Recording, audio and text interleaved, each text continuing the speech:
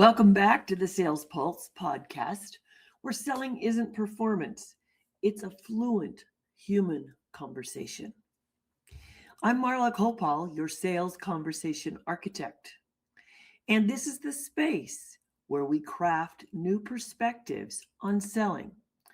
Perspectives that help you navigate conversations with divergent people, not that idealized buyer who exists only in training manuals. Today I'm starting somewhere a little unexpected with Spider-Man. In one of the earliest Spider-Man episodes, Uncle Ben tells Peter Parker something that becomes part of modern folklore. He says, "With great power comes great responsibility." Now, most of us have heard that line so often it barely registers with us anymore. Recently, Seth Godin, an entrepreneur and author of 18 books, offered an inversion on that idea. When I read it, it immediately triggered some things for me about sales that I want to share. It explains why things are broken in sales right now.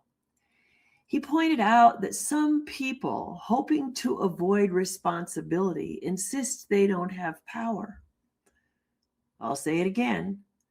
People hoping to avoid responsibility insist they don't have power. If you want to be successful in sales, this is the time to slow down and listen. To be powerless is a choice, just as choosing to be powerful is a choice. Too many people in sales are limiting their success. They're limiting what they're capable of by pretending they don't influence anything at all. So let me explain. Here's what I hear in sales conversations that make my skin crawl, but I hear them often. People say things like, "I'm not trying to influence anyone." Really? Or, "I'm just sharing information." And "I don't want to pressure people." Right. On the surface, all of these sound noble. But to my ear, they sound a little fearful, maybe a little sleazy. If your role in your life and your business involves selling, guiding, recommending, advising, or helping someone make a decision, then influence is already a part of your job. Responsibility comes with it. Pretending otherwise doesn't make you ethical. It just makes you very unclear. Your message is probably very muddied. Underneath these statements, and I'll call them what they are, smokescreens. It's a very human condition, but it's still a smokescreen. If you claim you have no power, then you are basically saying you don't have to take responsibility for how you use it. That's a quiet escape hatch that fearful sellers use. But here's the uncomfortable truth. If you're in sales, if you're in leadership, if you're sitting across from another human being and trying to help them make a decision that affects their time, money, or future, you already have influence, whether you want to admit it or not. So why don't you just own the power and get started on those sales? What happens when a seller denies that they have influencing power? Well, there's a few predictable behaviors that show up. First, they're hiding behind scripts. Scripts remove responsibility. When a conversation goes sideways, the sellers can tell themselves, "Well, it's not me, it's the script they taught me." Scripts become armor, but is it good armor? They protect the seller from thinking and adjusting or being present for the one person that counts, the buyer they are speaking with. People are not generic, so your generic script is killing the deal. Second behavior is sellers try to rush buying decisions. They introduce closing questions far too early. The seller's urgency replaces the opportunity for the buyer to think, to be curious, to ask questions, and to get involved and engaged. Pressure replaces your presence with the buyer, and it's your presence that makes them want to stay connected with you. So slow down to understand what they're thinking. And don't push for an outcome that does not fit their choices.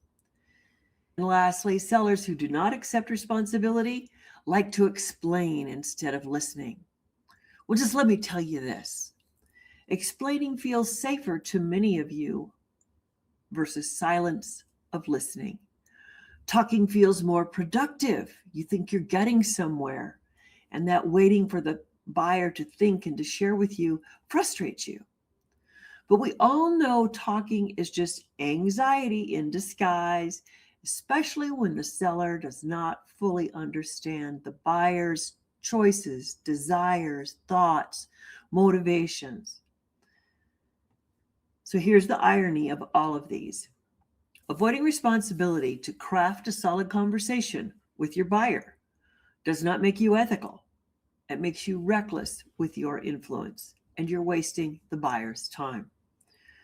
Responsibility shows up in the skills you're using in sales. Responsibility in selling looks like this. One, responsible selling means you regulate the pace of the conversation.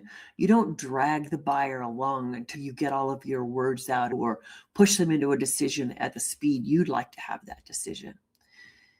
It's where you stop pushing for decisions and allow them to engage in the conversation. Two, it means you notice when a buyer feels overwhelmed and you're willing to name it and ask about it rather than plowing ahead. Three, it means you create psychological safety for the buyer instead of trying to use some psychological hack that gets them to move, make a decision that they may be dissatisfied with later. And it means you ask questions that you are genuinely willing to listen to the answers. Even when those answers might slow down the conversation, make it feel like it's shifting a little bit or morphing, that's a conversation. That's architecting a great conversation. So that kind of listening requires a large discipline from you, and your responsibility tendencies will grow, as will your persuasion. Seth's inversion of Uncle Ben's missive to Spider-Man matters a lot to me. With great responsibility often comes great power. We're not talking about performative power. We're not talking about manipulative power. We're talking about that quiet power, the one that helps a buyer feel that you are steady and they are steady in their choices. No one likes to be sold to, and if you don't take this responsibility, they will feel sold to. Let's be clear, power in sales has never been about convincing people. It's never about clever closing tricks, and it's certainly never been about psychological hacks. Real power looks like you're willing to hold the conversational space long enough for the buyer to reach the clarity they need to say yes. Two, you're allowing buyers to arrive at their own decision without dragging them there. And you're being trusted with someone's uncertainty while they think out loud. You can do this. When sellers accept responsibility first, something subtle but more important changes. The seller stops needing urgency, they stop fearing objections, and they stop chasing certainty. And influence will show up naturally without any force. So let's close this week with these questions for you to think about and see if there's any adjustments you want to make in your sales practices. Where might you be pretending that you have less influence than you actually do? And remember, if you deny your influence, you're also denying your responsibility. And lastly, what would change if you led with responsibility in every sales conversation instead of trying to avoid it? I'm Marla Koupal, and this is the Sales Pulse podcast. Subscribe on YouTube, Apple, or Spotify for real skills, not safe scripts. And I'll see you next time.